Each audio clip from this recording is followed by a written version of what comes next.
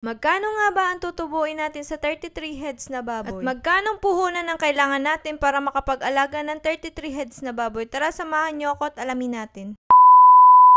Ngayong araw nga ay 33 lang muna ang i-out namin. Dahil ito pa lang yung pasok sa requirement na timbang. Dito kasi sa amin ay may bracket ang presyo ng baboy. Kaya pag may bagsak na timbang ay iba na ang binibigay nilang presyo. Kaya kailangan ay maayos ang pagpapalaki natin sa baboy dahil minsan ito ang nagiging cost ng pagkalugi. Pag kasi nabansot na ang baboy ay hirap na itong palakihin. Kaya dapat mula biig pa lamang ay maiwasan na ang mga sakit lalo na ang pagdudumi. Noong nag-uumpisa pa nga lang kami noon ay nahirapan kami. Dahil ang kulungan lang namin noon ay tagpi-tagpi lang na kahoy. Pero dahil may pangarap kami, bawal kaming sumuko. Hanggang sa di namin namamalayan mula sa isang pirasong baboy, ngayon ay marami na. Ibang-iba na nga ang itsura ng kulungan ng baboy namin noon at ngayon. Kaya nagpapasalamat talaga ako kay God dahil hindi niya kami pinababayaan. Sa pagninegosyo kasi ng baboy ay sapalaran din. Maswerte pag mataas ang kilo ng baboy, pero pag nagbagsak presyo, mas madalas nababawasan pa ang puhunan. Sa pagdami ng baboy ay paglaki din ng puhunan. Kaya kung nagbabalak kang mag-alaga at wala ka pang budget, try mo muna mag-umpisa sa isang inahin. Medyo mahal nga ang pakain ng baboy. Pero kung nasa bukid ka ay madali naman yung gawa ng paraan. Dati kasi ang gawa namin ay nilagang gabi na nilalahukan ng kaunting feeds. Minsan bumibili din kami ng ipa ng palay, siya namin ipinapalit sa pakain. Mahirap din ang pag-aalaga ng baboy pero kung desidido ka ay magagawa naman ng paraan. Ops, balik tayo dun sa 33 heads na baboy. Bale, ang nagastos namin dito ay 394,146. Ang presyo ng baboy sa amin ngayon ay 180 per kilo less 2. Medyo mababa pa rin nga pero kahit papaano